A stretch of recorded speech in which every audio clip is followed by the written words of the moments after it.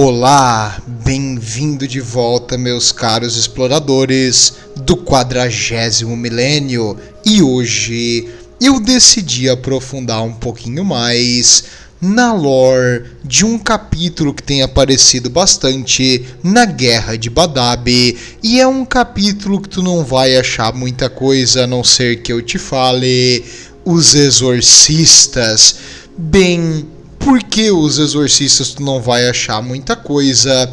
Porque basicamente todas as informações deles têm um dedinho da Inquisição meio que censurando, e pro público geral tu não vai descobrir basicamente nada deles. Tipo, se tu é um cidadão imperial temente ao Deus Imperador, tu jamais vai nem sequer saber que eles existem.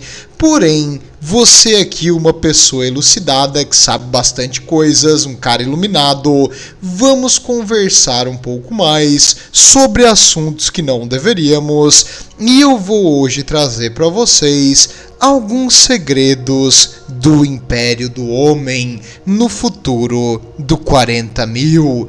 Bem, para iniciar a história dos exorcistas, a gente precisa falar da Ordo Malus. Quem é a Ordo Malus? Eles foram fundados aproximadamente no 32º milênio e eles tinham uma missão. O objetivo deles é que antes a Inquisição era uma coisa só, depois ela se separou. Alguns iam ficar para lidar com os alienígenas, porque teve a Guerra da Besta e tudo mais, e outros iriam focar em combater e enfrentar o demoníaco, o não normal, tipo as coisas absurdas que vem do imaterial. Com isso, foi criada a Ordo Malus para lidar com ameaças demoníacas. E o objetivo da Ordo Malus é usar o caos, destruir o caos de todo jeito possível e não deixar com que ele influencie a humanidade. E assim como todas as ordens da Inquisição, existem os puritanos. Os puritanos são aqueles que não. A gente não pode deixar nada do caos aparecer, a gente tem que destruir tudo. No conhecimento do caos deve ser totalmente proibido, queima tudo com fogo sagrado pelo Deus Imperador. Estão errados? Não estão errados, os puritanos estão certos. Porém, não dá para enfrentar o caos de uma forma convencional. Se tu dá um tiro numa criatura do imaterial, primeiro que é ineficaz, às vezes a criatura não morre. Segundo, se tu consegue destruir a criatura, a alma dela, a essência, porque não é bem uma alma, a energia da criatura, simplesmente se refaz do outro lado. Então tu não destruiu o caos, tu simplesmente atrasou ele um pouco. E as criaturas demoníacas do caos são imortais e elas têm uma eternidade. Se tu baniu ela, ela vai ficar 10, 20, 30, 100 anos no imaterial para depois voltar. Ela vai voltar, e quando ela voltar, ela vai causar devastação e destruição. Então, o caos faz uma guerra longa e, inevitavelmente, o caos vencerá. Não, isso não pode estar certo. Eu jamais permitiria que o caos vença. É isso aí, esse é o pensamento adequado, meu caro soldado da guarda. Porém, não dá para negar que as nossas armas são ineficazes contra criaturas que não são da nossa realidade, que são do Warp, que são caóticas. Para isso, o que tu pode fazer para lidar com elas? Tu tem que usar coisas derivadas do imaterial, coisas como poderes psíquicos, por exemplo. Por isso que o braço militar da Ordo Malus não é ninguém menos que os Cavaleiros Cinzentos, um capítulo todo feito de Astartes com capacidades psíquicas incríveis, e o poder psíquico é um poder do imaterial, então ele devasta criaturas demoníacas. Ótimo, então temos uma habilidade super efetiva, não é? Sim, o problema é que tu não tem um número de psíquicos para lidar com todas as criaturas e incursões caóticas do universo inteiro. Os Cavaleiros Cinzentos já estão perigosamente finos, espalhados no universo. Então, como a gente vai lidar com isso aí? A Inquisição tem esse trabalho e essa dúvida eterna de como lidar e vencer contra as forças caóticas. E alguns dados mais específicos da Inquisição hoje, no milênio 41, eles têm 169 membros, e cada um desses mestres, eles são conhecidos como Proctors.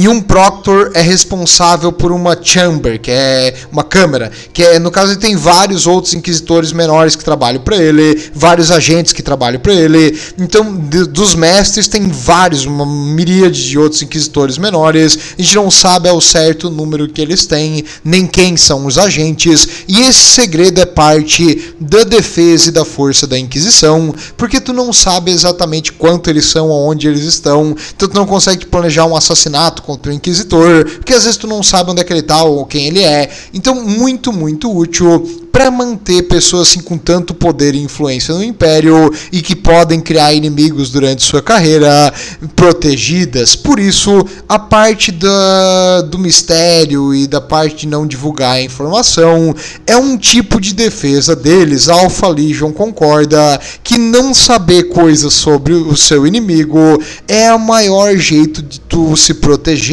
que ninguém vai atacar no escuro, ninguém vai fazer algo contra o que tu não sabe. O que nós sabemos é que existem 169 mestres, cada um tem um grupo de inquisitores que trabalha para ele. Esse grupo pode ser 3 inquisitores, pode ser 300, não dá para saber ao certo quantos tem no total. E o braço radical. O que é o braço radical? Os puritanos, a gente já falou. O puritano é aquele que não aceita usar nada do imaterial contra o imaterial. Até o poder psíquico, às vezes, eles não gostam de usar. Mas existem alguns que veem a realidade. Não temos como combater essas criaturas se nós não usarmos o poder do imaterial contra ele mesmo. As forças caóticas, querendo ou não, seguem normas e regras impostas pelo nosso universo. Se tu conseguisse usar essas forças caóticas, tu poderia derrotar o caos, fazendo ele se bater. Para de dar soco em si mesmo, Corne. Mas no caso, para de se bater, Corne, para de se bater, que ele se mata. E é mais fácil teorizar isso do que realmente colocar na prática. E se tu for perguntar pelo braço radical da Ordem do Malus, tu não vai achar nada.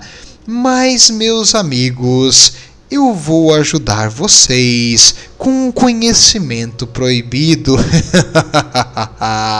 No caso, existe sim uma ordem radical, a chamada Plutonians. E, no caso de conhecimento público, não existe nada, nenhum arquivo, nenhuma lenda, nenhum relato, nenhuma testemunha dessa ordem. Se tu perguntar, tu é da Inquisição e tu pergunta para um mestre inquisitor quem são os Plutonians, o que eles fazem, quem eles eram, o mestre primeiro vai dizer: isso aí não existe, tu tá perdendo teu tempo, vai fazer outra coisa, vai lavar uma louça, para com isso aí, faz algo mais produtivo com a tua vida, isso aí não existe, isso é mito. Eles não vão dizer nada, tu não vai achar nenhuma informação perguntando ou pesquisando. Então acho que deu para parar por aqui. Não existe nada para ver aqui, meu cidadão imperial. Pode voltar para casa e continuar com a tua jornada de trabalho de 12 horas. Depois tu tem o seu descanso mandatório de 15 minutos, o seu banho mandatório de 15 segundos e depois o segundo turno. Mas, bem, volte para sua vida, pare de pesquisar, não entre mais fundo nessa toca de coelho. Você ainda tá aqui, você quer morrer, cara? Você quer morrer, cara? Não tem noção do perigo. Então, Como eu posso explicar? Publicamente, tu não pode dizer que a Inquisição ou que as pessoas envolvidas com essa ordem radical da Inquisição fizeram e fazem o que eles fazem, porque o Império é extremamente fanático, religioso e dogmático.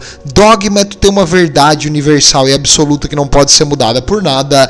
Então tu imagina, na Idade Média, um monge dizer para os outros abertamente: gente, eu tive uma ideia, eu decidi fazer um pacto com o capeta para buscar e achar as bruxas para queimar na fogueira mais fácil. O que tu acha que vão fazer com esse monge?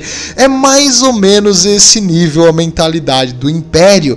Tu não pode usar o caos porque o caos é ruim, o caos é mau, o caos é tudo que há de ruim no universo. O caos é heresia, é intocável, tu não faz isso, então tu não tem como defender usar o caos contra o caos. Porém, que é efetivo, e muito. Um exemplo, os Cavaleiros Cinzentos. Hoje, no Império estagnado por essa, no caso, dogma religioso e fanatismo, eles jamais alguém ia poder criar um capítulo de super soldados com poderes psíquicos. Jamais, tu não ia conseguir, nunca. Se não fosse a própria mão direita, o Malcador do Imperador, ter criado eles e mantido eles em segredo, eles provavelmente teriam sido caçados e destruídos na busca contra os heréticos.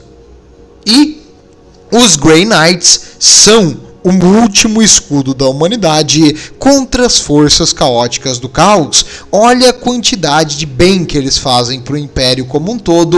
Então não tem como discutir que é efetivo. E afinal de contas, então o que esses Plutonians fizeram e o que eles fazem até hoje?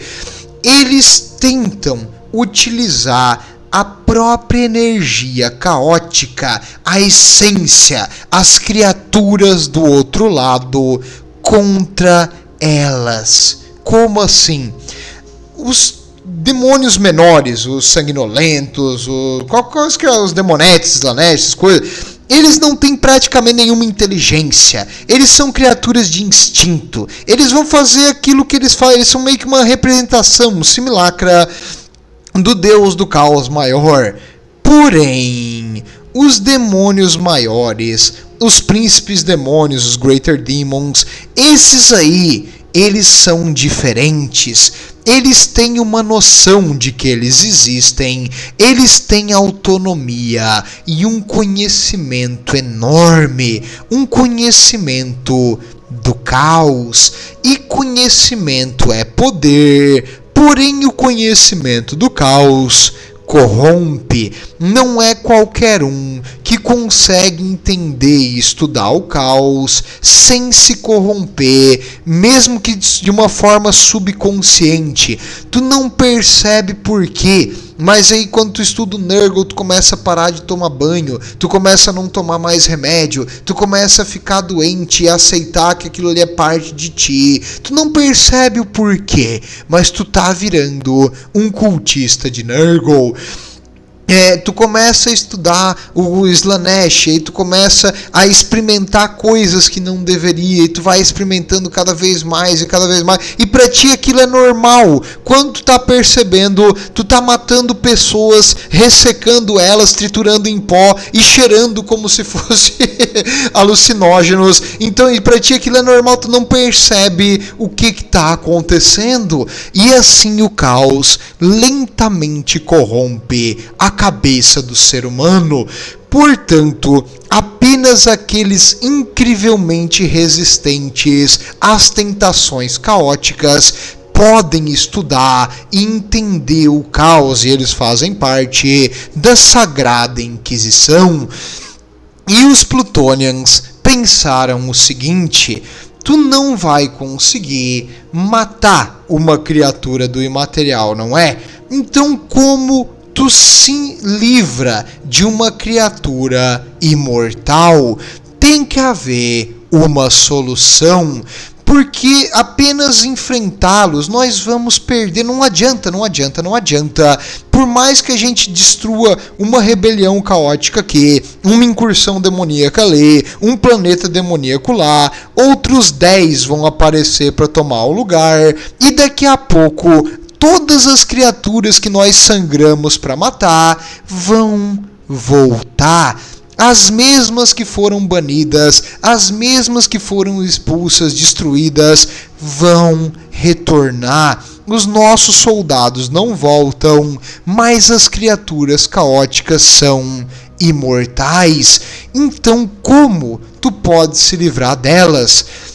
Eles estudaram muito mesmo métodos de banimento, métodos de tentar destruir, desvincular a essência da criatura, mas não deu certo. De um jeito ou de outra, eram sempre soluções temporárias. Nunca tu resolvia o problema do caos, e numa guerra longa, o caos iria eventualmente ganhar, porque a capacidade de luta deles ia ser sempre a mesma, enquanto a da humanidade inevitavelmente ia enfraquecer. Então, como tu lida com isso?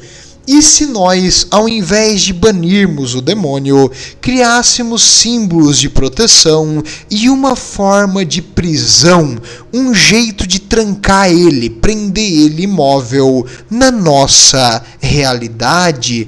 Isso foi algo levantado, porém, algumas criaturas demoníacas, elas literalmente têm o sangue de lava, então elas derretem o metal. Outras criaturas demoníacas, tipo as de Nurgle, simplesmente enferrujam e destrói tudo que está ao redor.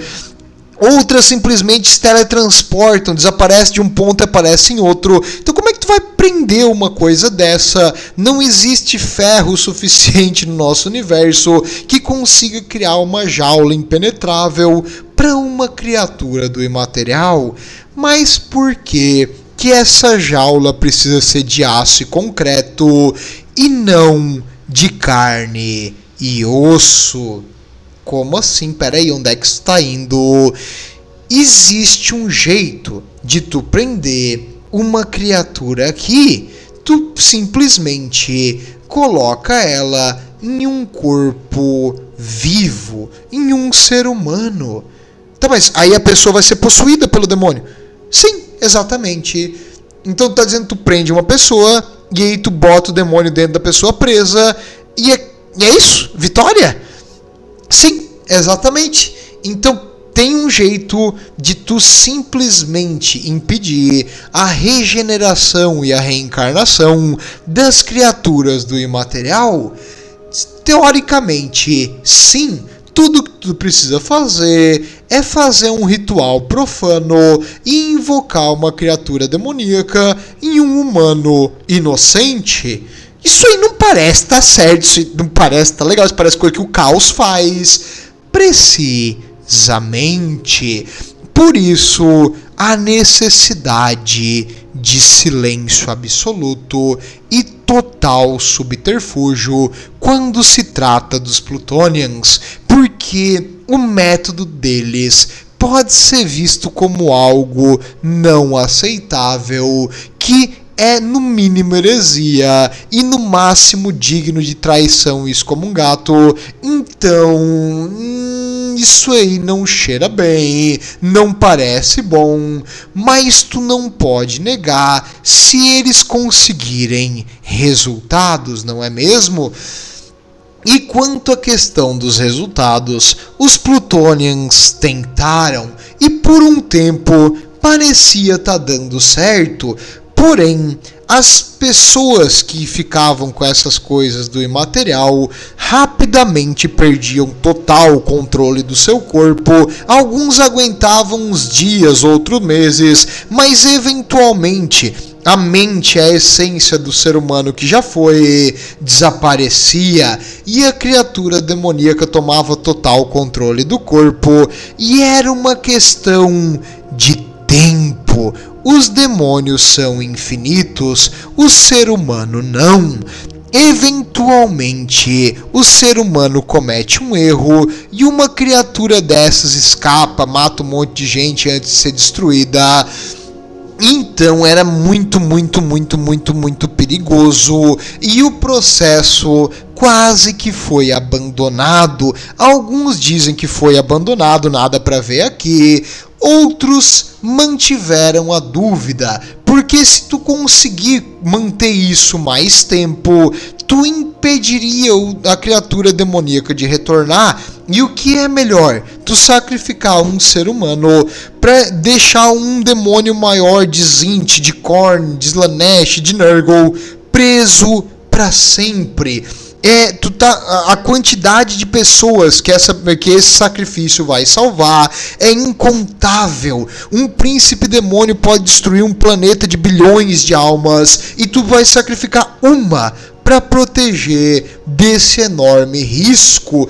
Para os Plutonians, valia a pena continuar investindo nisso aí.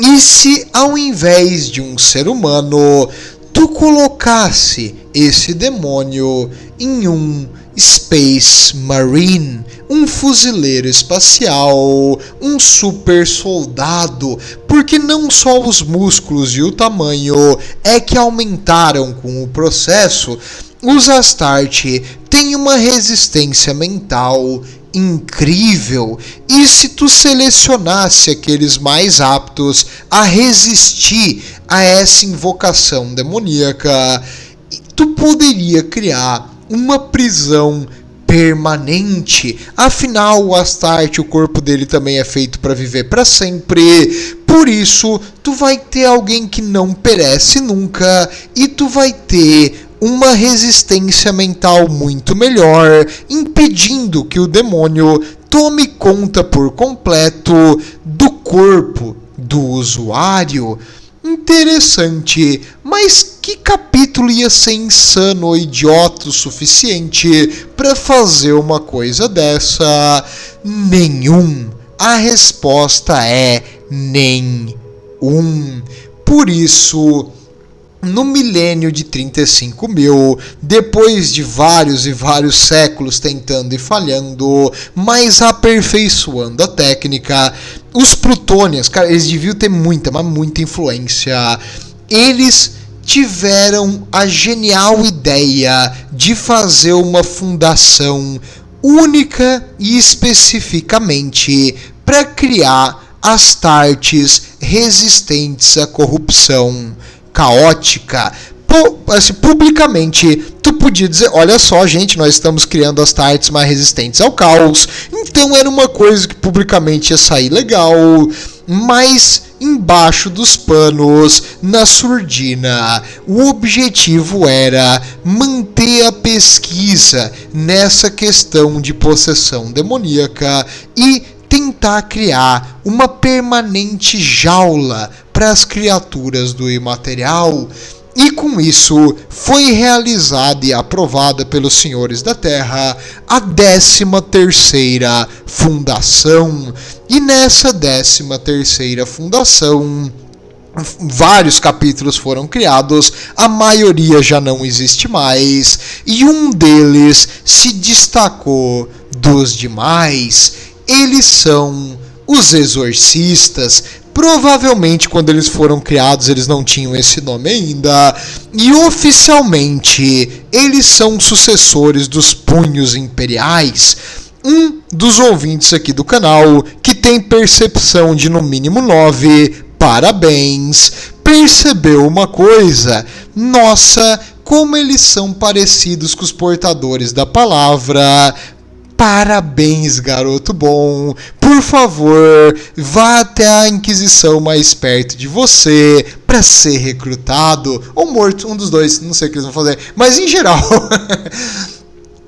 parabéns por notar, porque sim, existem grandes suspeitas que eles têm um pouquinho de Word Bearer na sua composição. Afinal, os Word Bearers foram feitos para ser os mais leais dos filhos do Imperador e os mais parecidos com ele.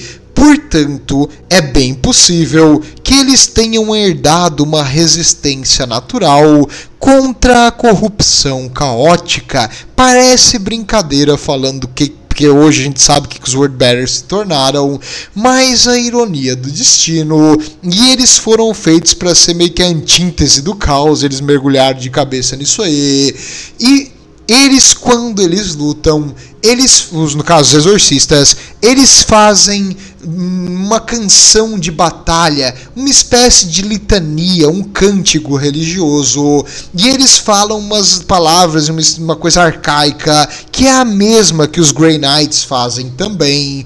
Eles vêm do mundo de Banesh, é um mundo coberto de pântanos, é horrível viver lá. E eles têm uma fortaleza monastério escondida, ela é subterrânea, a chamada Basílica Malefax. E com isso é tudo que tu tem para saber sobre os exorcistas. Oficialmente eles são dos punhos imperiais, eles são teimosos e resistentes contra o caos, porque Rogaldorn é teimoso e resistente contra o caos, então faz todo sentido. E eles vivem nesse mundo e tem essa fortaleza monastério. Oficialmente é isso aqui que a população tem acesso e mais nada. E por que então os Space Wolves e os Black Templars também são dos punhos imperiais, não gostam deles? Porque esses outros capítulos são puritanos, eles não acreditam em usar o caos contra o caos. E os exorcistas, por terem sido criados na 13ª fundação, a Fundação Sombria, eles realmente tem uma mentalidade diferente desses capítulos puritanos. E tudo isso começou na primeira vez que eles foram colocados em batalha.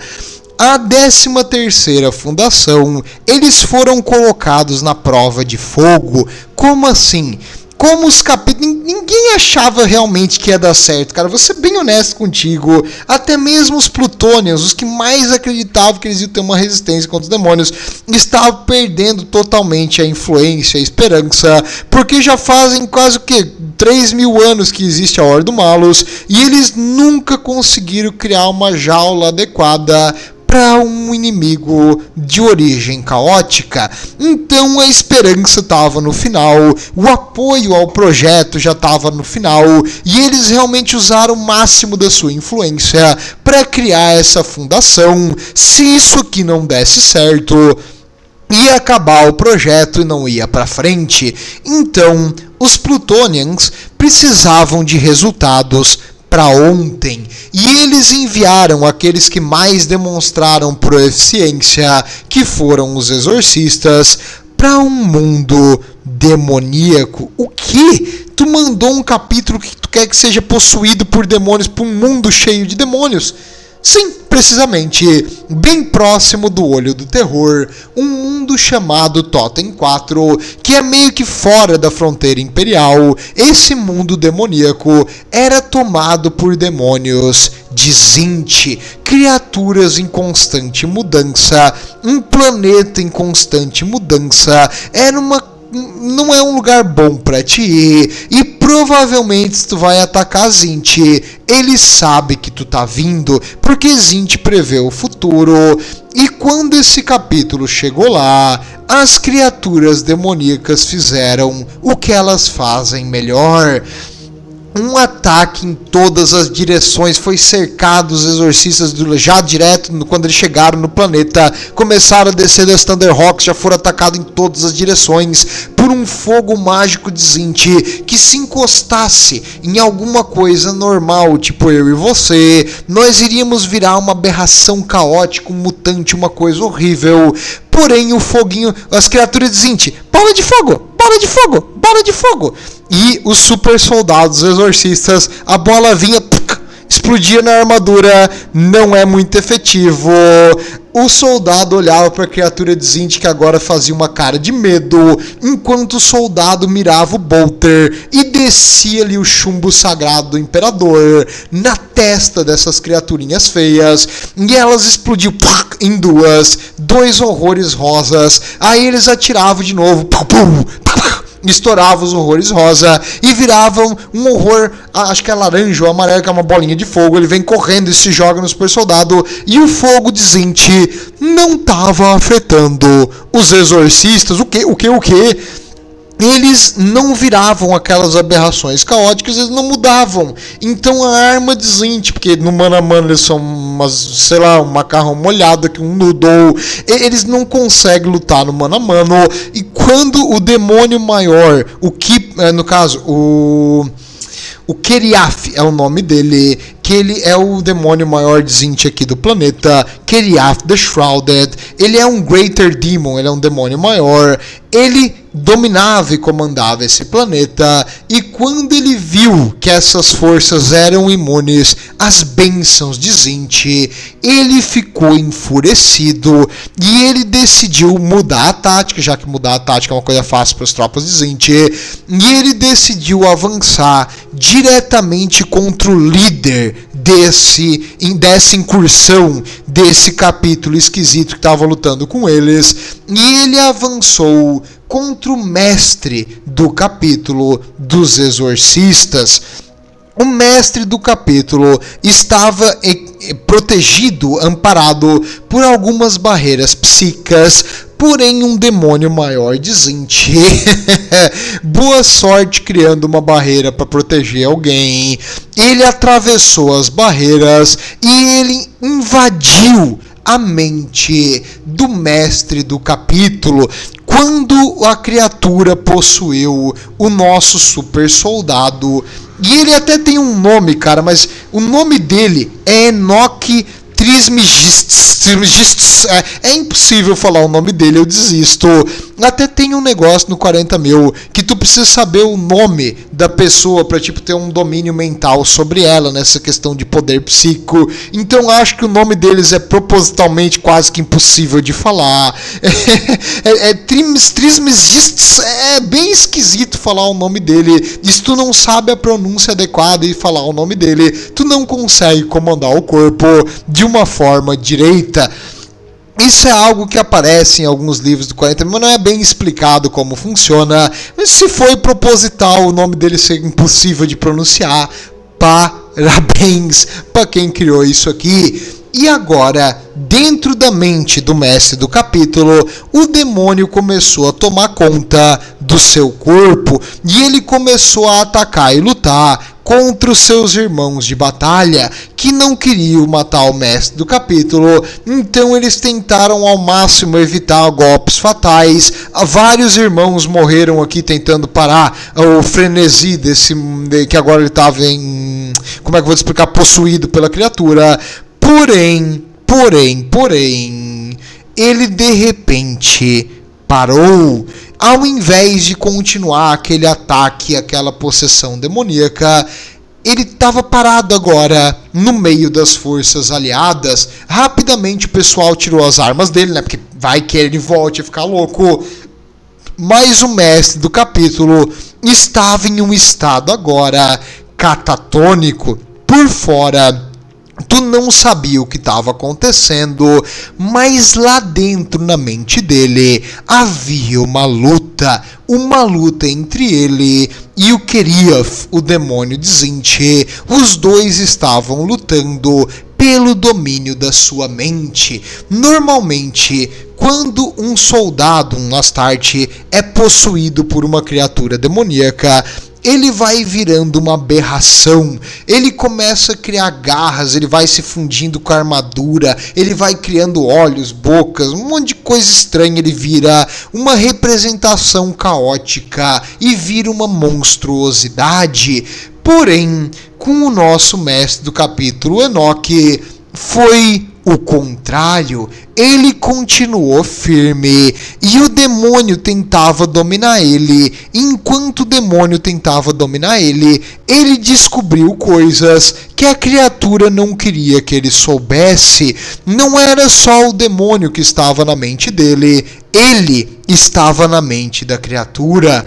Então, agora ele venceu aos poucos, porque a criatura mostrou seus pontos fracos, mostrou a sua fraqueza e como ser expulsa. mostrou o seu nome verdadeiro e deu ao nosso exorcista a capacidade de lutar e redominar o controle do seu corpo. O chefe bibliotecário do capítulo conseguiu fazer uma ligação psíquica e os dois estavam se comunicando. O mestre do capítulo bibliotecário e eles juntos agora começaram a descobrir um monte de coisas sobre a criatura demoníaca Tzint, especificamente como bani-la, e juntos, dentro da mente dele, eles fizeram um ritual e baniram a criatura de volta pro imaterial. Quando o demônio maior foi destruído, as outras criaturas de Tzint perderam a conexão com o imaterial e foram desaparecendo e virando pó. Os exorcistas fizeram mais do que o esperado. Eles não só venceram uma batalha que eles acharam que estavam mandando eles para morrer, eles pacificaram um mundo demoníaco. Não pode ser. E, cara, ele ganhou uma batalha mental contra um demônio maior de Tzint. Tem noção do nível disso aí? Se fosse um demônio maior de Khorne, tudo bem, cara. É só tu perguntar pra ele quanto é que é 2 elevado ao cubo. Ele vai ficar... e nunca vai responder, porque Khorne, né, eles são meio tapados. Mas o pessoal de Tzint, na parte mental, é extremamente inteligente. As criaturas de Tzint sabem lidar e se proteger. Então, como ele não viu que o corpo que ele estava invadindo estava também invadindo ele? Se nem as criaturas de Tzint conseguem perceber essa capacidade desse capítulo, esse capítulo tem um valor especial para lidar com as criaturas demoníacas. Uma pessoa que não acreditou mais nem um pouquinho nisso, na real uma pessoa não, um grupo de pessoas que não acreditou no que aconteceu, foram os Plutonians. Eles, cara, nem o mais otimista deles achava que ia dar tão certo. Isso foi incrível. Parabéns, mas não pode ser tão fácil assim. A criatura de Tzint deve estar pregando uma peça, ele deve ter ficado dentro do mestre do capítulo, e quando a gente baixar a guarda, ele vai atacar e dominar um novo mundo, ou ele vai se infiltrar nos outros exorcistas e dominar o capítulo dentro para fora. Não acho que tá fácil desse jeito. A gente já viu vários truques dessas criaturas demoníacas, então é melhor ter muita cautela. A Inquisição requisitou 2 capítulos dos Grey Knights, que não é pouca coisa, para ficar de olho nesse capítulo proeminente ali, os exorcistas. Eles foram para o mundo de Banesh junto com vários recursos e soldados e mão de obra para trabalhar, e eles fortificaram a Basílica Malefax. Eles construíram ela enorme, ela era grande, ela ficou gigantesca. Para quê? Para lá embaixo fazer alguns experimentos. Claro, a Inquisição ia fazer isso com os Grey Knights sempre à disposição para matar qualquer coisa que saísse dali. Eles achavam que realmente o capítulo inteiro dos exorcistas ia acabar ficando possuído por aquela criatura demoníaca maior e que eles tinham que ficar em quarentena direto. Passou-se 10 dias, 15 dias, 20 dias, 30 dias, 40 dias, e o mestre do capítulo passou por todos os testes que a Inquisição fez para ele, e ele estava 100% puro. Realmente, ele venceu o demônio num duelo mental incrível, impressionante. E como isso aconteceu? Descobriu-se que quando a criatura invadiu ele, acordou um certo poder psíquico latente que ele tinha, mas que ele nunca usou, porque ele não sabia que tinha. Esse poder psíquico, é claro, é bem fraco, não é nada comparado aos Grey Knights, mas ele tem um poder psíquico, e esse poder é tão pequeno pequeno que ele não é reconhecido pelas criaturas do imaterial, ou talvez porque a natureza dele seja pura, seja algo do imperador. Muito, muito bonito isso aí. E a Inquisição agora postulou essas coisas, e uma vez, é coincidência, pode ser sorte, mas para um método científico a gente tem que replicar esse mesmo acontecimento. Então, com a autorização dos Grey Knights, do mestre do capítulo, e com a segurança reforçada, muito e muito mesmo, eles pegaram 12 voluntários veteranos da batalha, que realmente queriam fazer isso aí, e que acreditavam realmente que eles tinham a capacidade de lutar melhor contra o caos, se eles seguissem a ordem dos plutonianos. Eles então receberam como eu vou te explicar, eles fizeram um ritual e eles receberam uma criatura demoníaca dentro de seus corpos, e a criatura ficou ali dentro deles em torno de 12 horas. Depois de 12 horas, era feito um ritual de exorcismo para tirar a criatura de dentro do soldado, feito pelos Grey Knights e pela Inquisição, porque eles já tinham feito isso antes. Não é a primeira vez que os Plutonians estão tentando fazer isso. Claro, no Super Soldado provavelmente é a primeira vez, e com chance de dar certo também é a primeira vez que eles estão fazendo, mas era esse o experimento. E daqueles 12 que receberam o negócio inicial, alguns sucumbiram. Alguns viraram uma aberração caótica e tiveram que ser mortos ali mesmo. Alguns quebraram.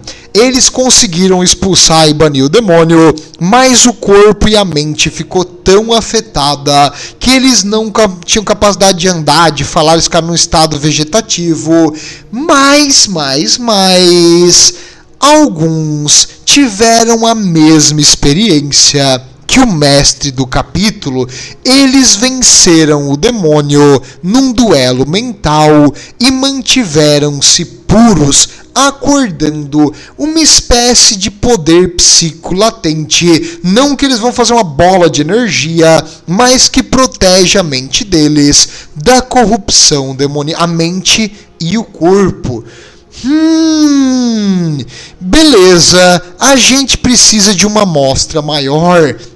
A Inquisição, então, separou 2 capítulos, 200 super soldados que passaram pelo mesmo tratamento, e começou a avaliar estatísticas de mortalidade, de chance de dar certo. Era uma chance de mortalidade muito grande, mas os que deram certo precisavam ser testados para ver se a habilidade deles de enfrentar criaturas caóticas tinha sido melhorada, ou o sacrifício e o teste foi totalmente em vão. Assim, eles foram levados novamente para um mundo demoníaco, onde, na real, o mundo ainda não estava demoníaco, ele estava em incursão demoníaca na época. Os Grey Knights estavam ali junto para restaurar a ordem caso necessário, e essas 2 companhias dos sobreviventes desse processo de possessão foram enviados para o planeta, e adivinha só, eles deram um show. Menos de 200 super soldados contra um planeta inteiro infestado de demônios. A gente espera que eles fossem comidos vivos, mas eles não só sobreviveram, como para cada super soldado enviado, eles destruíram 98 entidades demoníacas, 97, e com isso eles fizeram uma coisa que é acima da média. Assim, um outro super soldado não conseguiria uma coisa dessas. O Grey Knight, para um Grey Knight em comparação, isso é número de noob. Mas os Grey Knights só tem aqueles 1000. Para alguém que não tem um poder psíquico tão forte, para alguém que não tem as armas e a armadura especializada dos Grey Knights, isso aqui era excepcional, muito acima da média, e eles fizeram um dente enorme nas forças demoníacas, e eles sobreviveram com 0 de chance de corrupção, com 0 de questão de anomalias e alterações. Parabéns! Deu certo o objetivo inicial, criar um Astarte mais resistente à corrupção caótica e pudesse ser usado como uma arma fenomenal contra demônios. Finalmente funcionou. Depois de séculos de experimentos falhos, a Inquisição conseguiu fazer um outro capítulo contra o maior inimigo da humanidade. E agora os Grey Knights aqui à direita vão estar junto com os exorcistas à esquerda como os escudos de proteção contra o caos. Tanto é essa ligação entre os dois que os Grey Knights forneceram alguns tomos de conhecimento que é guardado a 7 chaves. O mais importante de todos é o Liber Exorcismus. O que é isso? O Liber Exorcismus é o que possui 666 palavras de banimento de criaturas demoníacas que os exorcistas utilizam tanto no seu ritual de iniciação quanto durante a batalha. Assim, eles juntos são a espada e o escudo contra as forças caóticas. E a Inquisição, obviamente, percebe que isso não pode ir a conhecimento público. O Império não iria aceitar. Capítulos puritanos como os Black Templars, os Space Wolves, iriam declarar guerra nesse capítulo. Algum inquisitor puritano poderia considerar eles como excomungados, excomungado no caso, mas isso é absurdo, porque os exorcistas até hoje, desde sua criação, já mataram milhões de seguidores caóticos, milhões de inimigos da humanidade, e até hoje eles não sucumbiram a nenhuma tentação caótica e mantêm firmes e fortes na fé do Império e do Deus Imperador. Eles não são traidores e eles são uma ferramenta absurdamente efetiva contra os inimigos da humanidade. E contra outras coisas, tipo aliens e coisas assim. Eles lutaram em Armagedon também, cara. Eles vão ser efetivos. E quanto ao Codex Astarte, eles adoram aquele livrinho. Eles seguem o livrinho à risca, com uma exceção. Ao invés de 10 companhias, eles têm autorização para ter 12. Por que 12 companhias? Primeiro, para ficar um abaixo de 13, porque 13 é um número que no caso do 40.000 é visto como uma coisa caótica, na nossa realidade também. E no caso, essa coisa má e caótica, é bom tu evitar o número 13 no 40.000, e por isso eles deixam com 12 companhias, eles deixam a pessoa com 12 horas para não bater 13, porque se bater 13, o caos fica mais forte. Com isso, 12 companhias têm esse efeito simbólico, mas também porque eles têm 3 companhias de neophytes. Neophytes são soldados rasos, são soldados que estão em treinamento para virar um irmão de batalha. E o último passo antes deles virar um exorcista é tu passar por aquele processo e sobreviver. E se tu sobrevive, claro, a taxa de falha é em torno de 70% a 80%, mas os que dão certo viram armas fenomenais contra as forças do caos. E com o tempo, alguns deles têm o corpo e a mente meio que marcada porque é muito traumático. Não tem noção quão traumático que é você ter uma dessas criaturas dentro de ti. Alguns ficam paranoicos, outros ficam com algumas alterações de uma sede de sangue. Digamos que o demônio que foi invocado nele foi um demônio de Korn. Ele pode ficar com uma sede de sangue depois do negócio, mas não é algo que chega num nível caótico, nem que ele perca o controle. Aliás, manter o controle é a definição dos exorcistas. E com isso também, algumas vezes, mutações ocorrem, chifres, alterações, e quando ocorre uma mutação, eles arrancam fora e substituem por uma prótese mecânica. Não que eles achem isso vergonhoso, que nem os Iron Warriors. Eles acham que essas marcas na pele deles é tipo um símbolo que eles sobreviveram, mas é mais porque eles entendem que o Império não ia ver bem um Astarte, um anjo do Imperador, com uma mutação caótica. Portanto, eles tiram para manter a imagem, não por vergonha, que nem os Iron Warriors. Então tem essa diferença na mentalidade. E aqueles que não dão certo? Se lembra que eu te falei lá no início que os Plutonians queriam ter uma jaula para os demônios? Pois é, uma jaula de carne e osso que não morre e é incrivelmente resistente ao tempo. E adivinha só, aqueles que perdem o controle e o demônio toma controle do corpo são executados imediatamente, mas aqueles que ficam em estado catatônico e têm a mente destruída, eles são chamados os quebrados, The Broken Ones.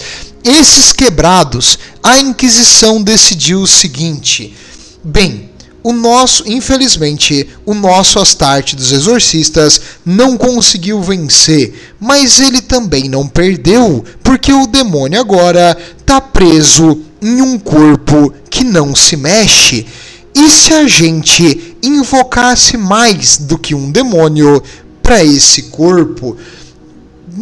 Tá, vamos tentar. Eles invocaram um segundo e o corpo continuou não se mexendo. Eles invocaram um terceiro e o corpo não continuou, ele continuou parado. Depois um quarto, um quinto. E eles finalmente tiveram a prisão para criaturas demoníacas. É assim que a Inquisição faz o mais próximo de um demônio de atingir a morte.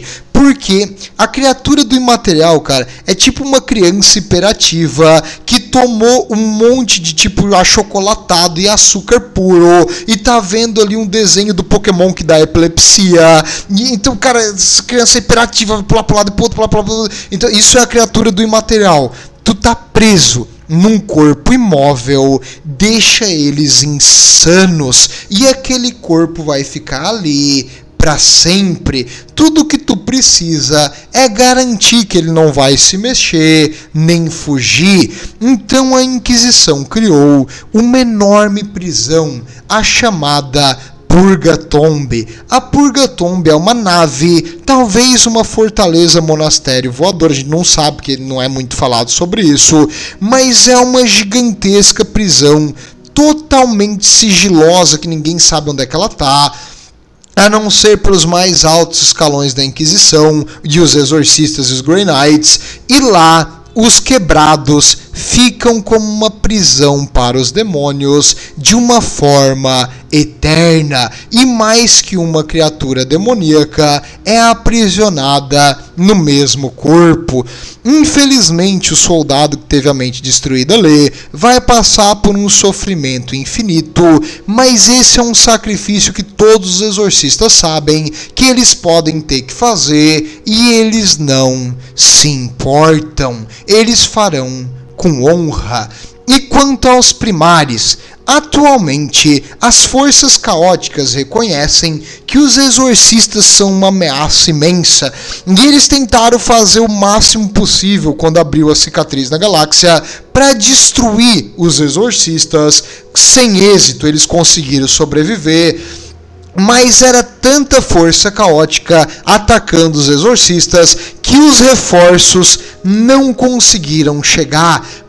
A única nave que chegou, ela trouxe o segredo de como criar um novo Primaris, porque tipo, é um processo extra na criação do Astarte. Infelizmente, todos os Primaris que foram enviados para reforçar os exorcistas morreram defendendo essa nave com conhecimento. Quando chegou lá, os exorcistas tomaram a decisão de aceitar essa nova transformação e eles começaram a criar os primares. E os primares, aparentemente, também conseguem sobreviver numa taxa bem parecida ao ritual de iniciação dos exorcistas. Porém, dizem as más línguas que alguns primares estão demonstrando falhas. Não sei se isso vai dar certo a longo tempo, mas os exorcistas agora estão, os novos recrutas, transformando em primares. O que será que vai suceder? Somente o Deus Imperador saberá. Meus amigos, era isso que eu queria trazer hoje sobre esse capítulo fenomenal. Uma arma incrível que a Inquisição tem que manter escondida, porque o Império não entenderia. E os Plutonians também se mantêm escondidos. Já teve alguma vez que isso aí deu errado? Teve. Uma vez, um membro dos Plutonians, que era da Eclesiarque, porque eles têm membros em lugares altos, meio que teve uma epifania e ele pegou esses soldados possuídos por demônios e ele fugiu ali do sistema natal deles, porque ele tinha alto cargo, ele conseguiu escapar com eles, e ele criou uma warband do caos. Ele ficou corrompido pelo caos, a mente dele foi toda alterada, e os exorcistas caçaram essa warband do caos e mataram todos. Mais uma vez, quase que teve uma falha no processo, porque um membro da Eclesiarque ficou insano. Então, os seres humanos são passíveis à corrupção caótica, mas os exorcistas que sobrevivem ao processo, até hoje, nenhum deles se corrompeu. Nesses que estavam corrompidos ali, que o cara roubou, eram aqueles que falharam, que deveriam ser executados, mas ao invés disso, ele tentou utilizar eles em batalha e meio que servir ele como seus guarda-costas. Ele virou tipo um War Master do caos, mas tipo com um grupo pequeno de super soldados, e a ameaça eventualmente foi neutralizada. Não se preocupe, enquanto os exorcistas estão te protegendo, nada de mal vai acontecer. Eu acho. Tudo de bom, e o Imperador protege.